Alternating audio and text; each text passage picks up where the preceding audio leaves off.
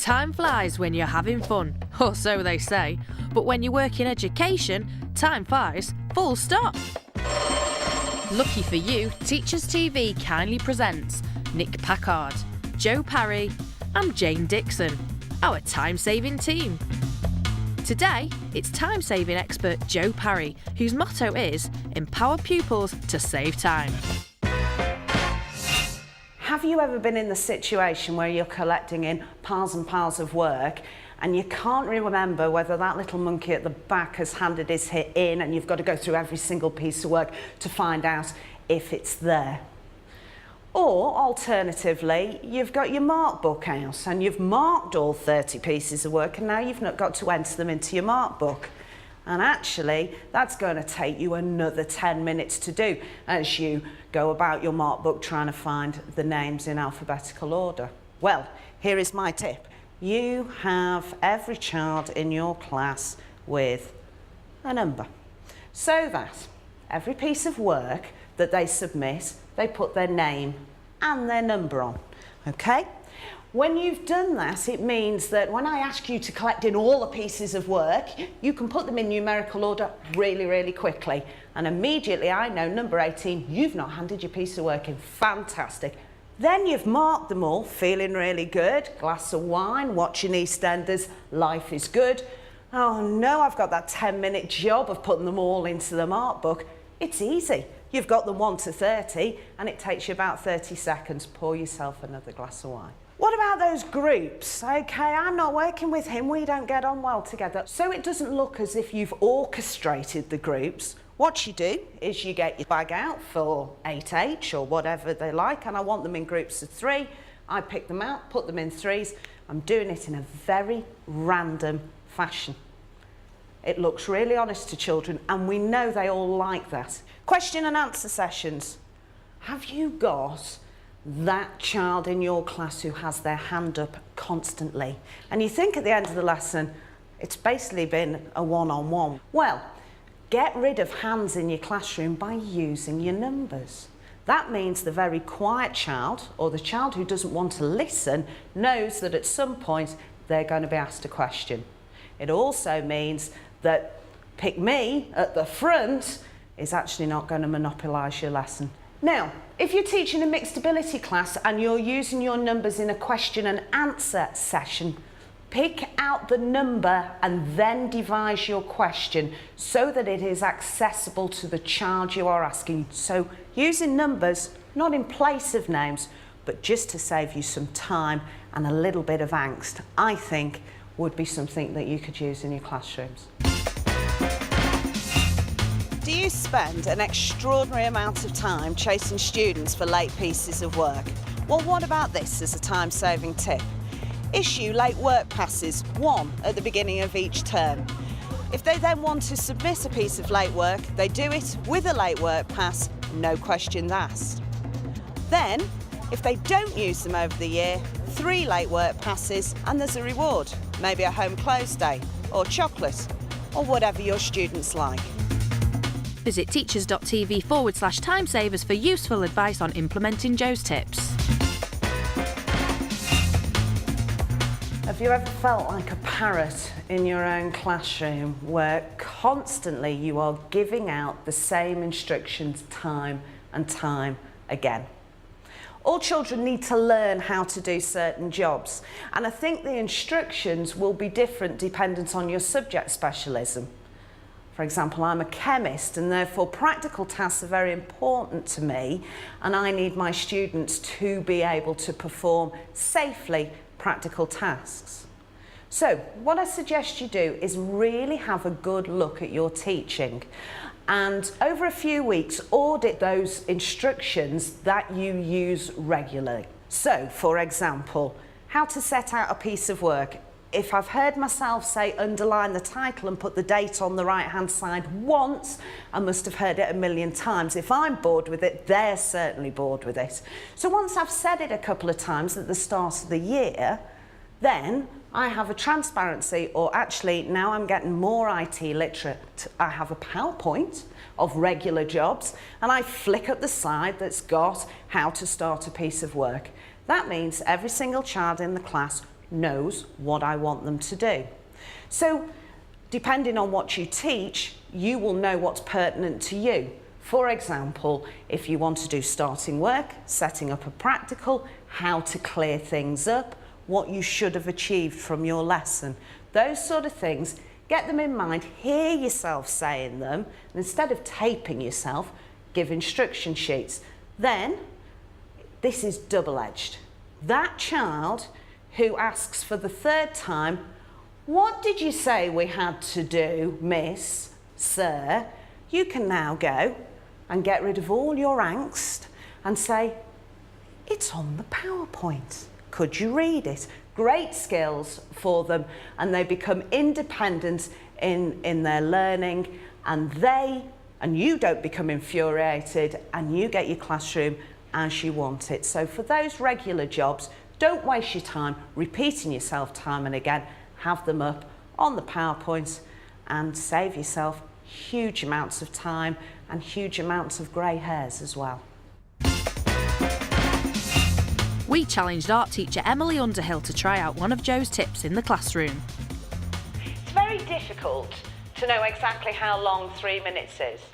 So if you give your students 3 minutes to do a certain task, how do they know when those 3 minutes are up? And how do you stop it extending to 5 or even 10 minutes? Well, what I suggest you do is you try to use music. Use music that your students know, and therefore they know when the track is over. That means they know exactly how long they've got to do a task, and they will finish it in time. I think that particular tip would actually mostly benefit me for packing materials away, because normally when I hand things out, I deploy individual students. It's not something I'd normally consider, but I'd certainly give it a go if it means that 5 minutes is cut down to 3 and I can have longer for a plenary. This would probably work a lot better with the younger kids, particularly year 7 and 8, as those in 9 and 10 would either disagree with the music choice or would think it was a bit naff. I think the only real problem I could see with it was that some of the kids might go a bit crazy. With an estimated preparation time of 5 minutes, Emily gets down to picking a tune for her Year 7 art group. But will this music tip be top of the pops or top of the flops? Today's going to be the first time that I'm going to try using music with my Year 7 group to help them pack away more quickly. I'm a bit sceptical about how it might go. Hope they'll either do it really well and quickly within the time, but I'm worried that they might be a bit silly. Anyway, we'll see how it goes. Right, everybody, stop what you're doing, look this way, please. Now, normally we have about 5 minutes to tidy up, but today we're going to try something a bit different. I'm going to put some music on, and hopefully it's something you know. So today you'll have 3.5 minutes to get everything tidied away, and you have to be back in your seats by the end of the song. Ready, go! I'm frustrated, I'm sweating, I'm fretting. It's like the pressure is high and it's burning my eye and it's killing my vibes. I could kill on this vibe and I don't know why, but I hate it. I'm so frustrated. Are we in our seats? Well done, Year 7. I think that's the quickest I've seen you pack away, and pretty much the tidiest. I'm extremely impressed. If your chairs are under, you can go. Thank you very much, everybody. I thought that was really, really good. I was dead impressed with how quickly the children packed away today, to the extent that some of them were done even within 3 minutes. The only issue was that some of them were sort of off in the corner having a little boogie, but because they cleaned away, whereas normally it's just people messing around. I'd definitely use that again. May consider it with older groups, and I'd recommend it to other practical subjects, science, technology, PE, because it really did help get everything packed away swiftly. I'd give that 8 out of 10. Colour coding. I spend an awful lot of time, I don't know about you, shuffling through my in tray, finding that elusive piece of paper, and they all look the same. They're all black prints on white paper, and then 10 minutes have gone and I finally find it. So what I do is I make sure that letters to parents go out on blue. My worksheets are on green, so I know immediately what colour paper I am looking for. So colour coding works very well for me, but in addition to that, I'd like to push in the monkey on my back, which is absent students. You seem to spend extraordinary amounts of time running after those children and trying to find out which lesson they were not in and therefore the work they've missed. So again, with my colour coding head on, I have in my laboratory 7 of these magazine files, each with a week on. In that week, I have all the classes that I teach in different colours. I just spend a few minutes at the end of each lesson putting in the worksheets I have used with that class and any of my notes. That means when my absent student comes back, they can say, I was off in week 3, all the work will be there for them.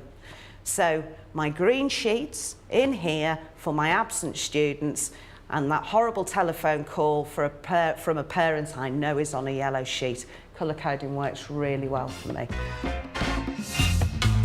Do you spend a lot of time explaining to students work they've missed when they've been absent from school? Well, what about this as a tip?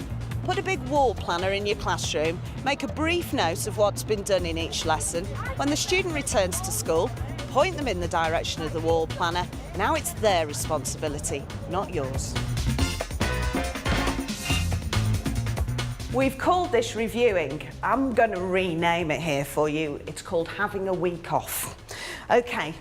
Do you sometimes feel that you're the one in your classroom working the hardest? You're the one at the front doing all the tap dancing and all the work, and the students are there, sat there, like sponges, taking it in. However, what about this? We all get to the end of a topic and we all know it's good teaching practice to review our topic and make sure that our students have learned everything we want from that topic. So, take your topic, divide it up into chunks, okay? And then you can either do this individually or in groups, and I like to do it in groups. Give a topic to a group. For that week's homework, what you do is you say to this group, you are going to do a review presentation. Now you can either do your presentation using the board, you can use overhead, you can use PowerPoint, get them to really think about how they're going to present it to the rest of the class. Do that for the whole class for the subject area. Then they present to the class. They also have to, as part of their homework, produce a worksheet, a summary sheet that will be stuck into everybody's books. They also have to produce a question sheet, which they will pass out to their peers at the end of the lesson for their peers to complete for their prep. And then the next week, they get it in and they have to mark it, peer assessment. Okay, this is a real cheeky one because you have a week of no preparing, no presenting and no marking, but in educational terms, your students are learning to present, they're learning to review, and they're building up their knowledge by thinking about how they give across topics to their peers, plus they assessment for learning is fantastic. Peer assessment works beautifully. So no, not a week in Barbados, but a week with that class where you're not the one tap dancing at the front of the classroom. You can get useful advice and templates if you visit teachers.tv/timesavers.